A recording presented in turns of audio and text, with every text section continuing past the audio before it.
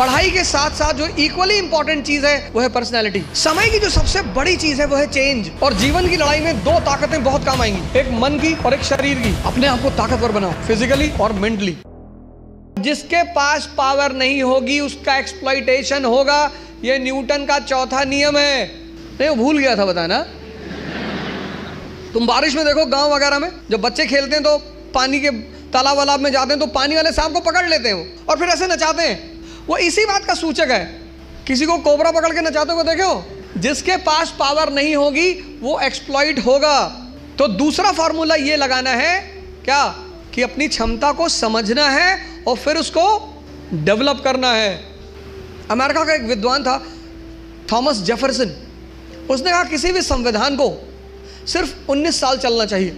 जब अमेरिका में संविधान लिखा जाने लगा तो उसने कहा किसी भी संविधान को सिर्फ 19 साल बस, क्योंकि 19 साल बाद बहुत सी चीजें बदल चुकी होंगी।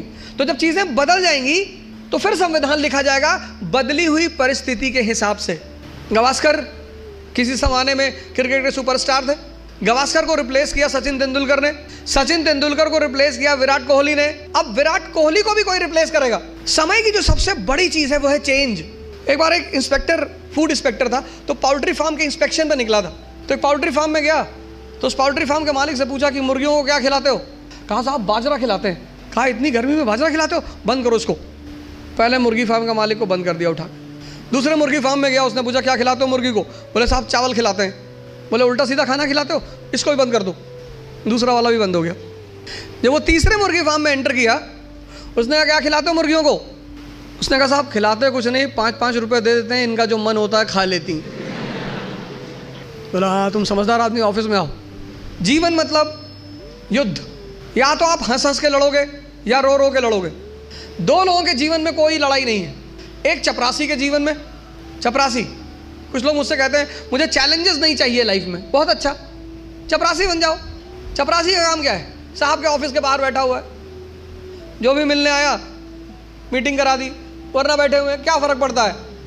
और वो भी चपरासी अगर ब्यूरोक्रेसी का है, जुडिशरी का है। भाई राजा से मिलने के लिए जो सबसे अहम आदमी होता है वो यही लोग होते हैं, यही इंफॉर्मेशन देते हैं। साहब कितने बजे आते हैं, साहब कितने बजे आते हैं, कहाँ जाते हैं, गोल्फ खेलने कहाँ जाते हैं। और या फिर जो लोग हरिद्वार चले गए, जिन्होंने कहा भैया हमें नहीं बनना IAS, हमें प्रधानमंत्री नहीं बनना, हमें कुछ बनना ही नहीं। आज आप गेरुआ पहन लो, आज आपके जीवन की सारी चुनौती खत्म, क्योंकि आपने मान लिया कि आप इस जीवन की लड़ाई में शामिल नहीं हो। लेकिन जीवन का मजा भी तो यही है। भारत आज एक दुनिया का ऐसा देश है जिसके पास सबसे ज्यादा युवा हैं, और भारत आज दुनिया का एक ऐसा देश है जिसके युवा सबसे ज्यादा डिप्रेशन में है। इसीलिए तो बुजुर्ग लोग शादी कर रहे हैं।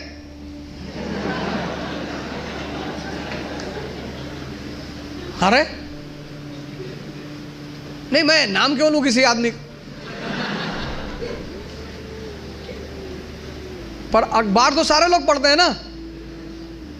डिप्रेस आदमी से कौन शादी करेगा? और जीवन की लड़ाई में दो ताकतें बहुत काम आएंगी, एक मन की और एक शरीर की। तुम जब भी ऊपर उठोगे तो ये ग्रेविटी तुम्हें नीचे खींचेगी ना। ऐसा समाज की ग्रेविटी है। हम जब IAS की तैयारी करने गए तो हमारे गांव में हर आदमी, मतलब एक साहब तो हंसना शुरू किया उन्होंने, और हंसते हंसते गिर गए वो। उन्होंने हमसे पूछा दिल्ली क्यों जा रहे हो? अब मेरा दिमाग खराब था, मैंने कह दिया मैं IAS की तैयारी। बोले IAS? फिर वो हंसने लगे और हंसते हंसते वो गिर गए। और उस हंसी का इतना रोल रहा मेरे जीवन में, मतलब उस हंसी ने मुझे एकदम मजबूत कर दिया था कि अब IAS ही बनना है। उस दिन मुझे एहसास हुआ कि महाभारत क्यों हुई। आपको कोई डांट दे उतना बुरा नहीं लगता, आपको कोई भगा दे बुरा नहीं लगता। जब लोग हंसते हैं ना तब बहुत दर्द होता है। लेकिन मेरे पिताजी ने मुझसे कहा कि IAS प्रधानमंत्री बनने वाले आदमी। अरे मैंने कहा यार क्यों चढ़ा रहे हो फालतू में।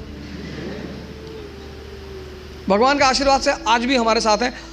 और मैं अगर उनसे कोई भी बात कहता हूँ तो तुम्हारे लिए तो कल ही कर लोगे। मैंने कहा सोच रहा है हवाई जहाज खरीद लो। अरे ने कहा भैया जी लेने दो। लेकिन उन्हीं की वजह से मतलब आज जहां भी मैं हूं उसमें सबसे ज्यादा योगदान मेरे पिताजी का है।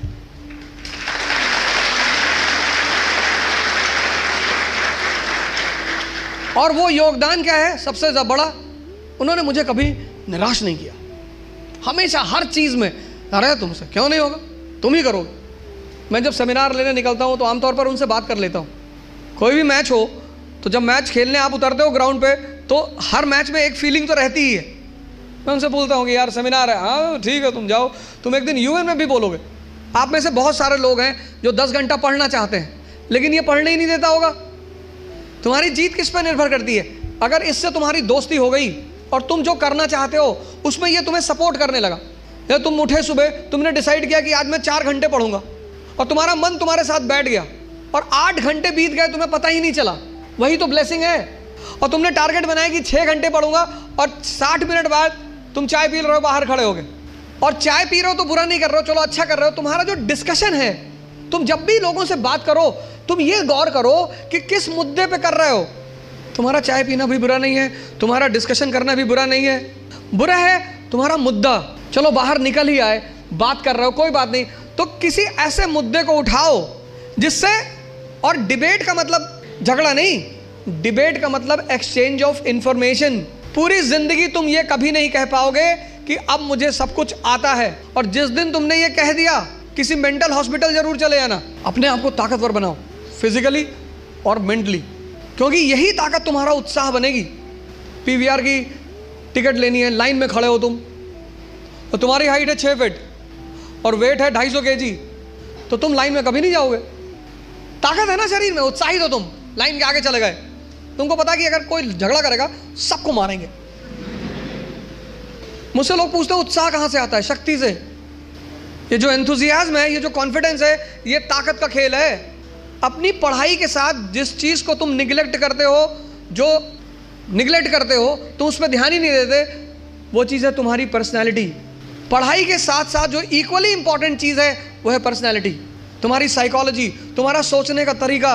सिर्फ किताब लेकर खड़े होने से बहुत बड़ी बात नहीं होती। सिर्फ वेपन लेकर खड़े, महाभारत के युद्ध में अर्जुन के रथ पे शिखंडी खड़ा हो जाता है, भीष्म पितामह इससे क्या लड़े, हथियार उसके भी हाथ में है, लेकिन वो मानते नहीं उसको। जीवन में एक और अहम बात है, वो है व्यक्तित्व। व्यक्तित्व का मतलब बदमाशी नहीं होता, कॉलर खड़ा कर लिया, 3 बटन खोल ली, चाबी नचाते हुए जा रहे, ये सब नहीं होता।